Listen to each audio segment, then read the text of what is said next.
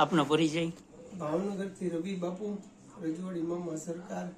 આમ જોવા જાવ તો ઘણા વર્ષોથી હું એક માં બગલામુખીની સાધક છું. મેં સાધના કરતો અનેક વસ્તુની મેં સાધના કરી છે. ગુજરાતમાં પ્રથમ પહેલી વખત મેં રાવણની પ્રાણ પ્રતિષ્ઠા કરી છે. આજ રાવણની એટલી બધી સાધનાઓ કરેલી છે, મામાની કરેલી છે, અનેક દેવી દેવતાઓની કરેલી છે. શું કહેશો, આજે કઈ રીતનું મામાદેવનું જન્મદિવસનું આયોજન હતું ને કઈ રીતનો કાર્યક્રમ બગસરામાં હતો? જય રજવાડી મામા, જય જન્નતવાળા મામા, જય મેરાજી મામા.